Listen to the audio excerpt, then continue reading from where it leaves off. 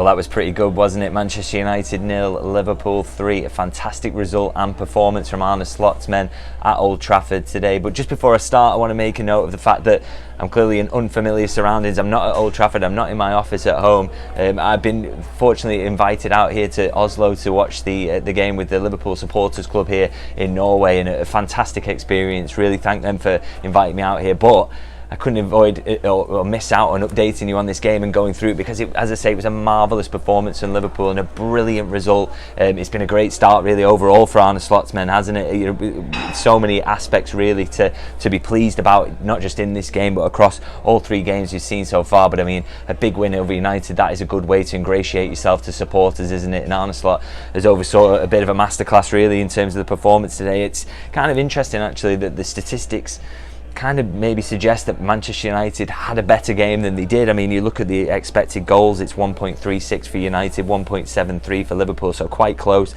8 shots for United, 11 for Liverpool, and 3 shots on target each, with 3 big chances for United and 4 for Liverpool. But I do think that game state had a big impact on that. I think particularly when Liverpool went 3-0 up, they did take the foot off the gas a little bit, and United did have some opportunities around that moment. But you would expect that, you know, they're playing at home, they've got the fans there, they have to try and impress on them. They were going to try and work to try and find something and a little bit of a consolation in the game, and Liverpool, they were finding it quite easy up to that point. So I don't think the statistics necessarily reflect how dominant and how good Liverpool were in this game and how much they deserved to win it in comfortable fashion. I mean, ultimately I feel like at times in this game, especially once it went 2-0, that Liverpool really were toying with Manchester United. They were turning over the ball in the areas they wanted to. They were passing it through United's formation with ease and creating chances at will, really. And you know, some of the chances they had, I think particularly that one that Szoboszlai has where the ball falls through in the box, he should be taking a shot there, and we should be looking at what would have been a deserved 4-0 win. But in the end, Liverpool have to be happy with 3-0, and that will have to do. But very much a good performance and good result in the end. And I think one of the things I want to talk about, and one of the things I really liked about the performance in particular, was the control. We've seen that in previous games so far this season. It's something that Arne Slot likes. But again, you know, this was the true test of it. Can you show that control at a very difficult place to go, Old Trafford, a team who always want to counter-attack you, and they've got quality and pace together that can really hurt you, as we've seen only last season really with Liverpool's 2 visits to Manchester United, getting turned over by a lesser side. But they do have the quality to hurt you if you allow them, if you don't control the game. I thought Liverpool, and this has been a consistent theme so far this season, is they just have a solid base. You know, that double pivot that they used there, McAllister and Gravenberch, working really well to cover off spaces, never leaving themselves kind of open to the counter, and making sure there's always bodies in the right spots to stop those counters developing, or at least slow them down so that you can get more men behind the ball. Thought the structure in terms of that was very, very good from Liverpool today. And I also like the structure in possession.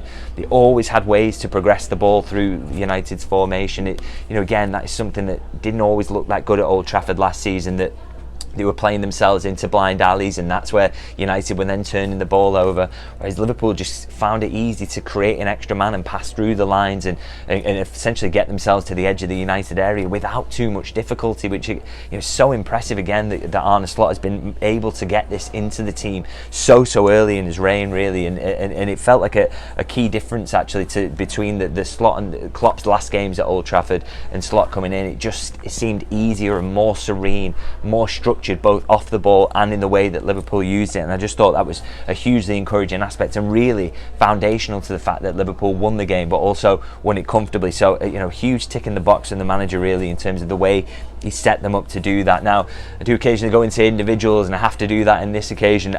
I keep speaking about Ryan Gravenberch, but I think the fact is he is almost the main talking point of the team at the moment, isn't he? You know, so many questions about Liverpool's desire to get a number 6 in, and can they use Gravenberch there? He's not a natural, but can he play it?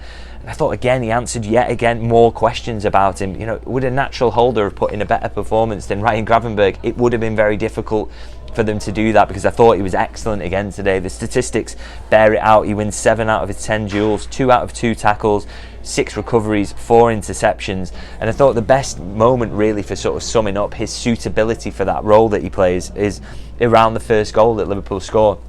his long legs get out there and make the interception on the Casemiro pass, and then it's all about his quality on the ball, which we know he has. Drives forward, waits to pick the pass at the right moment to Mo Salah, he chips it over, and then it's a goal from Luis Diaz, well taken.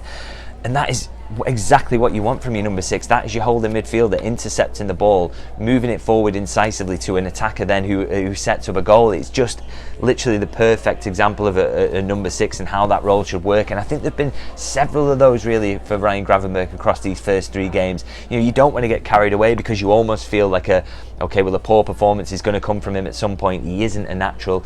Maybe some point it's going to go wrong for him. But that certainly hasn't happened yet, and I've been massively impressed, particularly with the pressure that's been put on him in terms of having to adapt to that new role. And he's still a very young player. I thought he's done marvellously well, and today was another huge step forward for him. You know, will Liverpool address that in January, the number 6 position? Do they feel that they need more depth there and a better option? Possibly. It's something they'll look to do, but for now you can be confident that Liverpool have got someone in there who can very much do the job. Gravenberch absolutely brilliant really today. And a couple of other individuals I want to get into. Luis Diaz again, feel like I keep speaking about him, but look, the main criticism of him coming into this season was, you know, finishing. Can he add that end product? Can he get the assists and the goals? And I think, is he up to 3 goals now and 1 assist in the Premier League across 3 games and 2 goals today that were brilliantly taken. You know, you talk about his finishing, the way he put that header away to open the scoring with Szoboszlai in front of him. That's a very, very difficult chance, and he buries it into the top corner. And then the second one, casually stroking it into the bottom corner again, and Arne no chance. These are the finishes we want to see from him. And you know, we don't know how much influence Slot has had on him yet in terms of his coaching, but I'm sure one of his big jobs this season was to get a little bit more end product out of Luis Diaz, and so far so good on that front. And 2 goals today, and with everything else he provides you, the work rate, his ability to drag Liverpool up the pitch. I mean, if he does add those goals, he really is an elite level left winger, you know, really, really top class, because he will have everything that you want from that player in the Slot system. And yeah, two great goals today and a really good performance. And I also have to talk about Mohamed Salah. Of course, he scores the other goal. He's now got 15 goals against Manchester United in just 16 games against them, and 6 assists as well in that time. I mean, we're running out of superlatives for him, really. He's just a marvellous footballer, elite level. He really is making a case again, isn't he? You have to give him that new contract. Maybe it's 2 years, maybe, you know, I'm sure he'll want 3, but you know, can Liverpool find any compromise with him? They surely have to, because he's just top level yet again. And the fact he loves scoring against United, he loves scoring in big games, he loves scoring in every game really, and he tends to as well.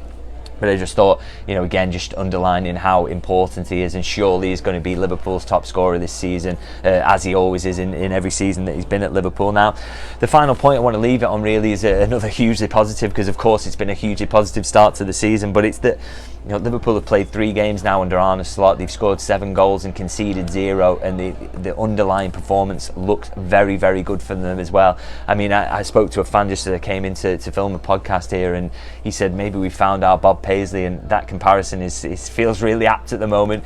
We'll see if he goes on to have that much success, but the idea that someone who's a little bit calmer and more subtle than the firebrand of Shankly or Klopp, and coming in and building on their good work, I think you can say from these first 3 games that we're seeing signs of that, and it's hugely encouraging.